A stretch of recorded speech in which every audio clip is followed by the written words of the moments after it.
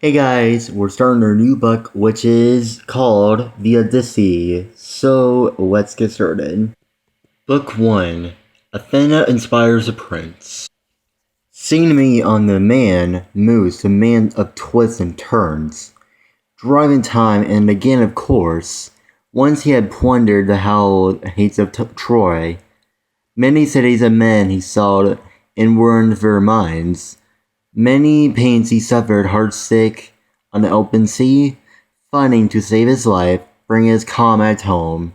But he could not save them for disaster, harm them as he strove, the recklessnesses of their own ways destroy them all. For recklessnesses of their own way destroy them all. The blind fools they devoured the capital of the sun, and they sun god roll out of the way of their return. Launch out of this story. Muse, daughter of Zeus, start for where you will. Singeth for our time too.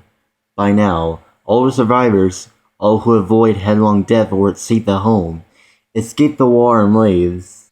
But one man alone, his heart set on his life, in return, Callisto, the bewitching nymph, the lustrous goddess, held him back.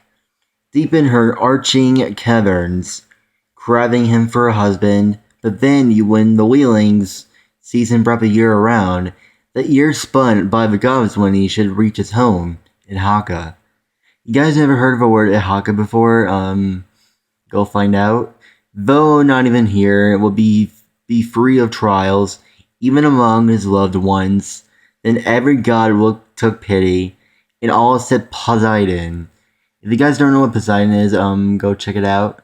He raged on, seething against the great Odysseus, till he reached the native land, but now Poseidon had gone to visit Ethiopians worlds away. He went to Ethiopians who were away.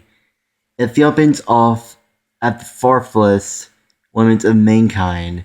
A people split in two, one part where the sun god sets and part where the sun god rises. That's the name of the sun, I think. There's Poseidon went to receive an offering, bulls and rams had 100 far away. At the feast of seaward sat and took its pressure. But the other gods, at home in Olympian Zeus's halls, met for a full assembly there, and among them now the father of men and gods was first to speak.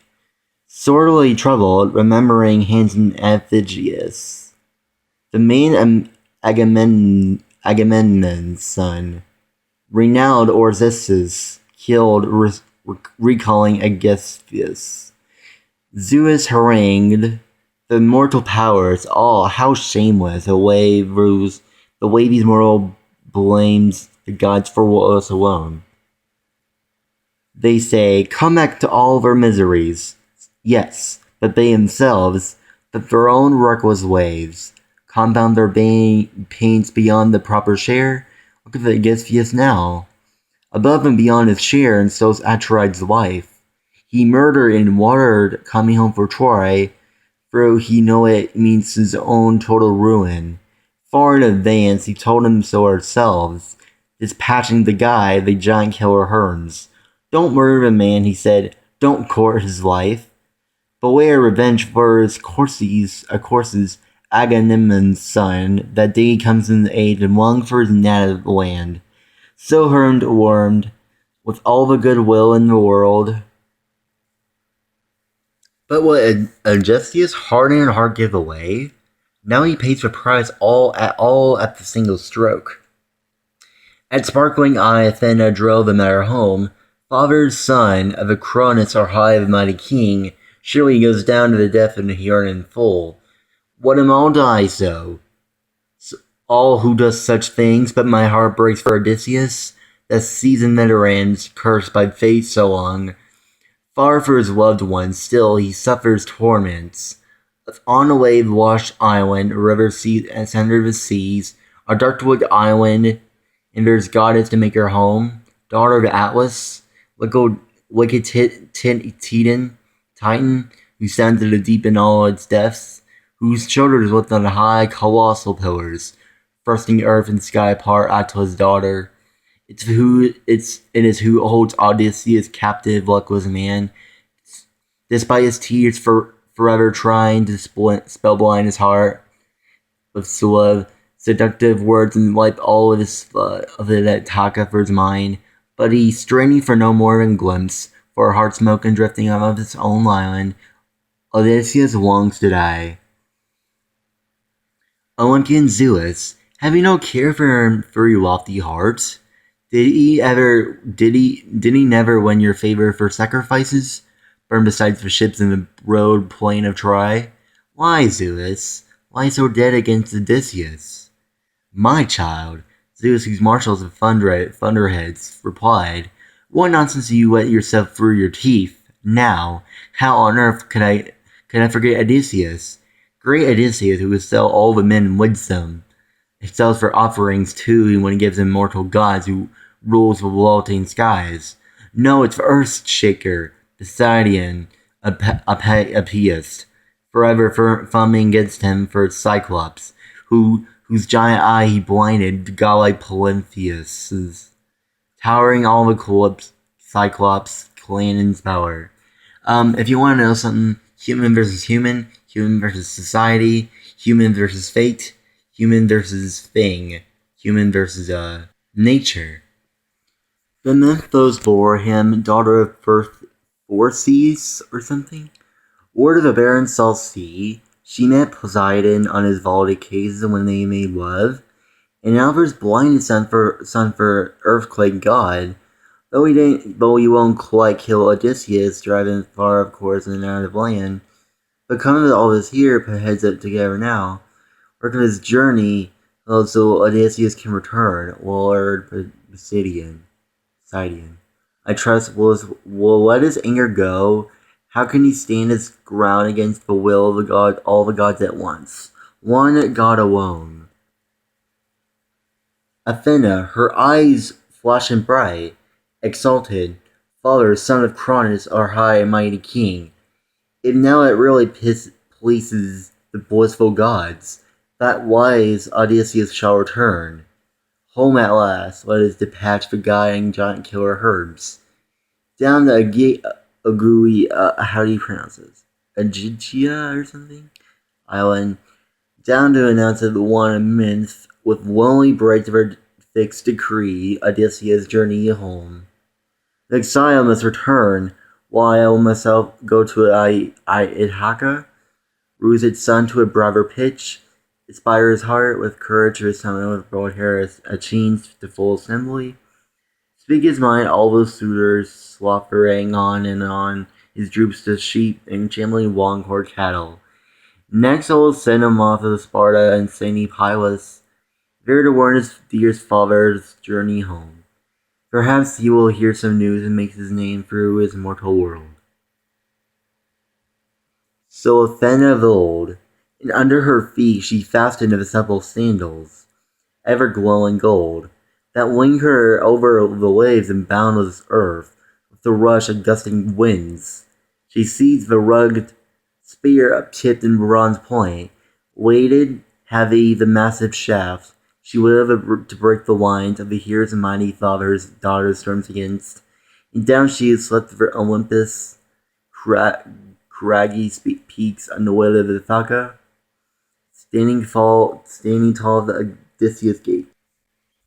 The free-souled of his court, gripping her bronze spear, she looked all the world like a stranger now, like men to the world of all Tepians.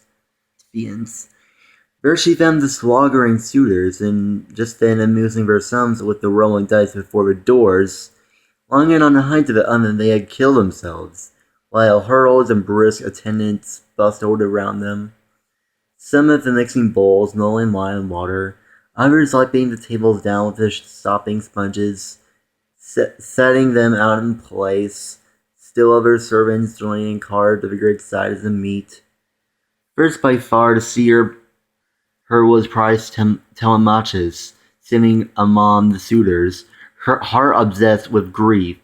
He could almost see his magnificent father here, his mind eye.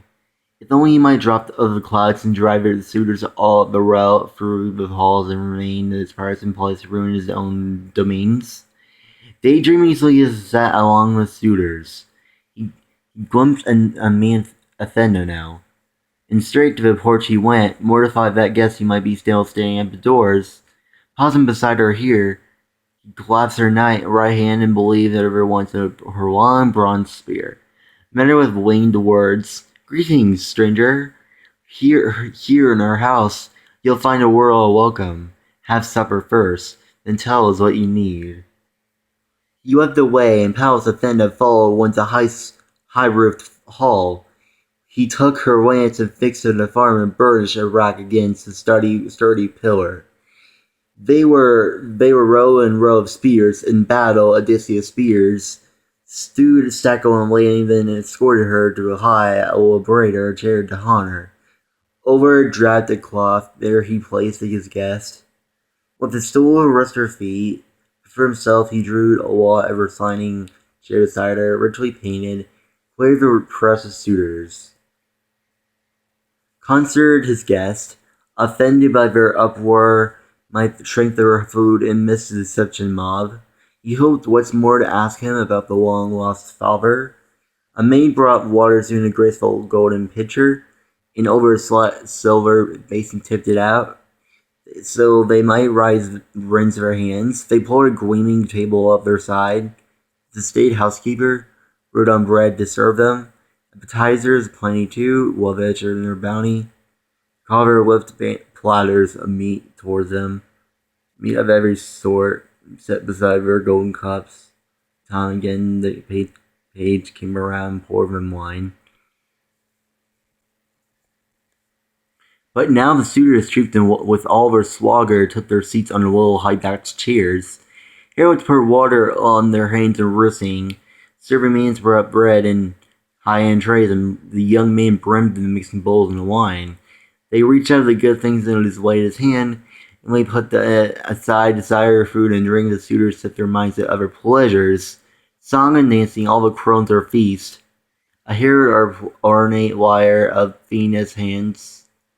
A bard who always performed among them here, they forced a man to sing. A ripping porter, and no sooner he had struck up the rousing song that told matches, had close to Athena's sparkling eyes, spoke how woe to his guest, so no one else could hear. "Dear stranger, would you be shocked by what I say? Look at them over there, not caring of this world. Just wires and tunes. Easy for them, alright? They feel never go scot-free. The man whose light bones white strewn in the rain somewhere, running away on land or rolling down ocean's salty swells. But that man, if he caught sight of him, Holman and Taka, by God, they all pray to be faster on their feet, than richer in bars of gold and heavy robes." This is a long chapter. But now no use, he died a rich death. No comfort left for us, not even if someone somewhere said he's coming home. The day of his return will never dawn. Enough.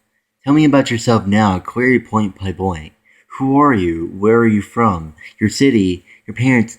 What sort of vessel brought you? Why do visitors win here in Ithaca? Who do they say they are? I hardly think you came this way on foot. And tell me this for a fact. I need to know. Is this your first time here? Or are you a friend's father or guest for the old days? Once, crowds of other men would come to our house on visits, visitor that he was. When he walked among the living, her eyes glinting.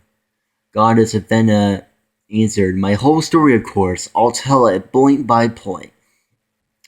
Wise old Anchialus was my father. My own name is Mentis, word of the Tanthane men who loves their oars. Here I come just now with ship and crew, sailing the wide dark sea in the foreign ports of call to Timothy of the for bronze, our cargo gleaming iron. Our ship lies moored of the firearms far from town, riding in Riffron Cove and beneath Mount Nyan's woods. And for the ties between your father and myself, we've been friends forever. I'm proud to say, and he would beer me out. If you went in questions old Wartes, I gave her no longer ventures in town. The lives a life of hardship all to himself. Off on his farmstead with the aged-serving woman who tends him well, who gives him food and drink, whatever awareness has taken with the withered limbs for hiding himself along his vineyard, steep slopes, and now come and lie. I heard he was back, and your father, that is, but no, the gods thwart this passage. Yet I tell you, great Odysseus is not dead. He's alive. Somewhere in this wide world, held a captive out of the sea on a wave-washed island, hard-man savages somehow hold back against his will. Wait, I'll make a prophecy on one immortal gods have planted in my mind. It will come true, I think. I'm hardly a seer of no flight of birds. He won't be gone long for native land he loves. Not even iron shackles bind your father down. He's plotting a way to journey home at last. He never lost. But come, please, tell me about yourself now, point by point. You're truly Odysseus' son. You're sprung up so. Uncanny resemblance. The head and the fine eyes, I see him now. How often we used to meet in the old days before he embarked for Troy. Where o'er a girth of captains all the best men sailed in long curved ships. From them to his everyday, I not set eyes on Odysseus or he on me. A young Telemachus cautiously replied, I'll try, my friend, to give you a frank answer. Mother's always told me I'm his son, and it's true, but I'm not so certain. Who, on his own, has really known him for who gave him life? Would God have been the son of the happy man who old age overtook his mind as a possessions?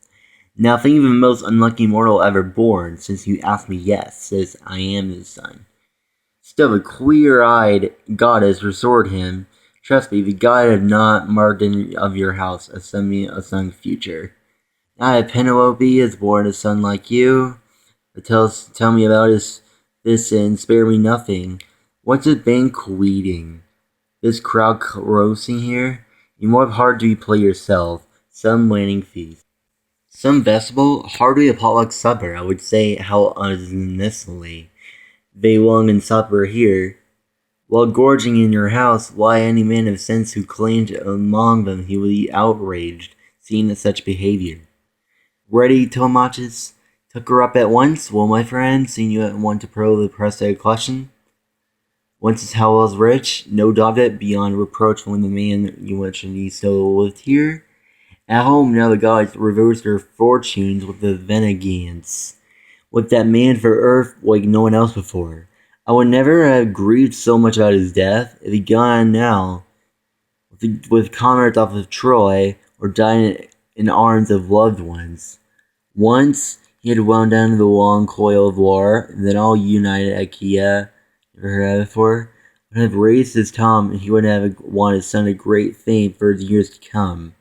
But now all the whirlwinds have ripped him away, and no fame for him. He's lost and gone now, out of sight, out of mind, and I left these tears and grief. No, do I rack my heart and grieve him for him alone? No longer, now the gods have vented all their miseries to plague me. All Navalos who ruled islands round about, Dulichian, insane and wooded Cephintius,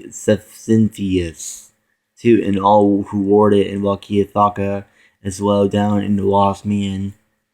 They court my mother, they lay waste my house. A mother, she neither rejects a marriage it despises, nor she can bear the bring and courting at the end while they continue to bleed my house alight soon. You wait, they'll grim me down as well. Bring me, you indignation, Palace of Fenna broke out, how much you need Odysseus gone so long. How do you have Lainus had all the brazen suitors, if only he would appear now. Gates take a stand. Armed his helmet, showed a pair of spears as strong as a man I glimpsed of his first time in our own house. Drinking wine and revealing here just to come for a fire, visiting Iola's memorialist son, Odyssey sailed that way. You see, in its slope trim sip hunting deadly poison, To spear on his arrows, bronze-head's Iris refused. He refused in the wrath of the everlasting gods. The father was so fond of him and gave him all he wanted. If only Odysseus spared all of these suitors, a blood wedding, a quick death will take the lot. True.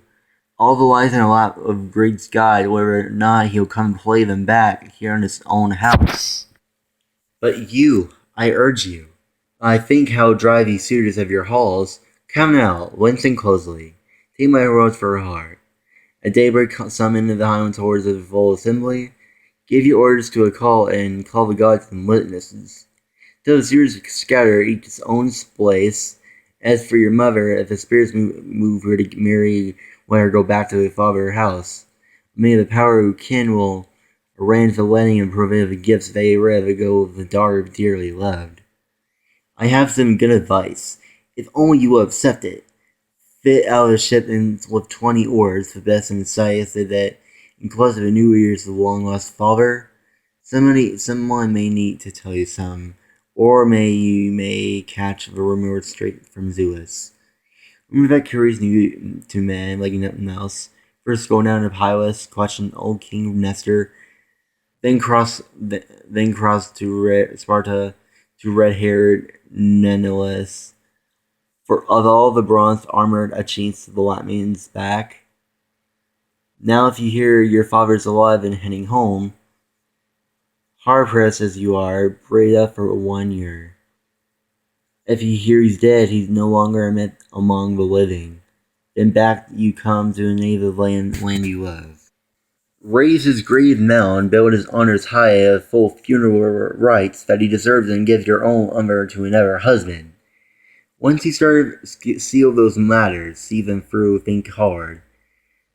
Reach down, keep in your heart and soul for a way to kill these suitors in your house, like stealth or in open combat. You must not cling your boyhood any longer. Sorry, man. Sorry. It's time you are a man, but haven't you heard? What glory Prince Orestes went through the world when he killed that cunning Mordorius of Ispius, who killed his famous father. And you, my friend, how tall and handsome I see you now. Be grave, you too. Some men to come with a senior praises for down the years, but now I must go back to my sloth-trimmed ship, and all my shipmates, captain there, I'm sure, waiting for my turn, and I'll rest with you. Take my words to heart. O stranger, heedful Telemachus replied, indeed I will, you consoled me with so much kindness now, like a father to a son. I won't forget a word, but come stay longer, keep you as you were to sail. So you can breathe, so you can bathe and rest your spirits. Then go back to your ship with the way. The present honor some rare and fine. To keep faith for myself, that kind of gift a host will give a stranger, friend to friend. Her eyes glinting. Paulus decided to haste. Not now, don't hold me here. I want to be in my way. As for the gift, whatever you give to it, do kindness save for my return, so I can take it home. She's some care and fine good ruler that is going to bring you. Off and away. Athena, the bright-eyed goddess, flew like a bird in soaring flight, but left his spirit with a nerve and courage, charged with his father's memory more than ever now. He felt his squeeze quicken, overwhelmed with wonder this was God. He knew all well he had made at once. For suitors, a man like a god himself. The famous bard sang on, they sounded a license, but silence. License as he reviewed the Achaeans' journey home for Troy, all the roles Athena doomed for them to execute. In high school, above, in a room deep in thought, she caught inspired strings. Isarius' daughter Penelope wearing serves. Down a slate stair chamber discovered. Suddenly, stationed on her side suddenly, displaying in tears and bursting out of the bard's inspired voice, she cried out, Phineas! Of arts inspired village, she cried out, Phineas! So many other things you know to how to spellbound. Works for the gods and men that single singers hope right. Single you think you can sit beside them there. They drink their wine in silence. Okay, I'm gonna stop at there because I'm getting a little tired, so I'm gonna read the rest tomorrow, I think. See what I can do, so yeah, see you guys later, bye.